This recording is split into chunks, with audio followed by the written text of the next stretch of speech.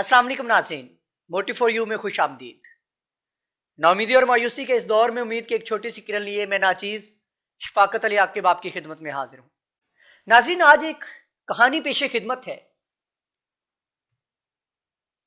आज के मौजूदा दौर के हवाले से कि आज की यंग जनरेशन अपने वालिदैन से किस कदर बदजन हो जाया करती है। नाज़रीन, होता कुछ यूं है कि एक लड़का जो कि अपने वालिद से डिमांड करता है कि मुझे एक नई मोटरसाइकिल ला के दे। होता यह है कि वालिद गरीब था, वो उसे इनकार कर बैठता है। जैसे आज के दौर में जवान खून है, बच्चा गुस्से के आलम में यह फैसला कर लेता है कि मैं आज घर को छोड़ जाऊंगा और घर तब वापस आऊंगा जब एक बड़ा आदमी बन जाऊंगा। वो अपने घर को इस उम्मीद पे, इस आस पे छोड़ देता है और घर से जाते वक्त अपने वालिद के जूते पहन लेता है और साथ ही साथ उनका पर्स, उनका बटवा वहां पे पड़ा उसे नजर आता है। वो उसको भी पकड़ लेता है और सोचता है कि शायद इसमें से मुझे कुछ मिल जाएगा और मैं अपने सफर में उसको इस्तेमाल कर लूंगा। नाज़रीन, वो बस स्टॉप की तरफ चला जाता है। थोड़ा रास्ता गुजरने के बाद उसको पांव में कुछ चीज चुभती हुई महसूस होती है।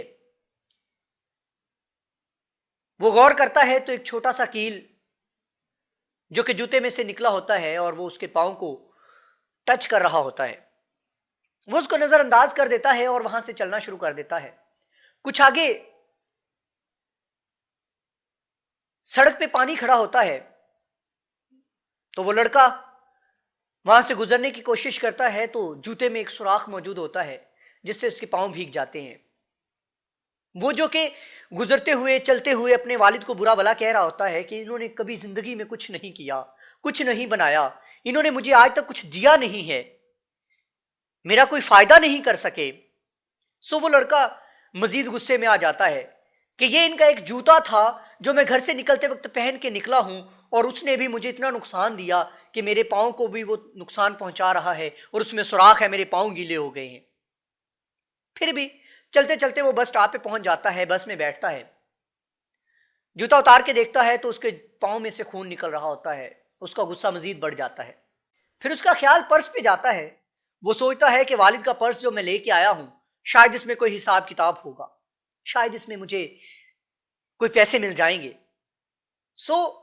वो पर्स को खोलता है और नाउमीद हो जाता है, मायूस हो जाता है कि उस पर्स में कोई पैसे मौजूद नहीं होते। नाज़रीन, उसको उधर 3 पर्चियां मिलती हैं। वो सोचता है शायद इसमें कोई हिसाब किताब होगा, मेरे वालिद ने किसी से पैसे लेना होंगे तो वो इसमें लिखे होंगे। वो पहली पर्ची निकालता है तो उस पर लिखा होता है कि फलां दोस्त का मैंने 40,000 देना है जो मैंने उससे लैपटॉप लेने के लिए उधार लिया था। बच्चे के रूह में से बिजली की लहर गुजर जाती है, उसका सारा जिस्म कांपने लगता है जब वो सोचता है कि यार वो 40,000 वाला लैपटॉप तो मेरे पास था जो मैंने खराब कर दिया था जाने अनजाने में। वो सोचता है, उसको पता चलता है कि वो तो मेरे वालिद ने उधार लिया हुआ था जो कि अभी तक वो वापस नहीं कर पाए और वो मैंने लैपटॉप तो खराब कर दिया है। सहमा सहमा सा दूसरी पर्ची उठाता है तो उसमें उसके वालिद की, जिस फैक्ट्री में वो काम करता होता है, उसमें कोई दिन मनाया जाता है जिसमें तमाम वर्कर्स ने अपनी ख्वाहिशात बताना होती हैं। जब उस ख्वाहिश को पढ़ता है तो उस पर लिखा होता है कि मेरी जिंदगी की एक जो ख्वाहिश है वो ये है कि मैं कभी नए जूते लूं, महंगे हों, अच्छे हों। वो लड़का ना चाहते हुए भी वालिद के जूतों को देखता है, सुराख ज़दा जूता जिसमें से कील निकली हुई है, और वो रोना शुरू हो जाता है जब उसको याद आता है कि वो नए जूते जो मेरी वालदा अक्सर मेरे वालिद को कहा करती थी कि इस तनख्वाह पे एक जूता ले लो, और वह कहता था कि नहीं, मुझे जूतों की ज़रूरत नहीं है, चलो बेटे का नया यूनिफॉर्म है तो उसको 7 जूते ले देता हूं। वो रोना शुरू हो जाता है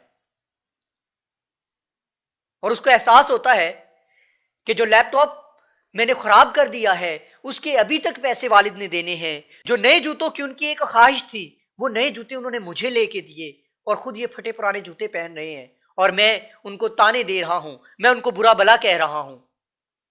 ناظرین، جب وہ تیسری پرچی کھولتا ہے تو اس پہ لکھا ہوتا ہے کہ اپنا پرانا سکوٹر، اپنی پرانی موٹر سائیکل دے کر نئی موٹر سائیکل حاصل کرے۔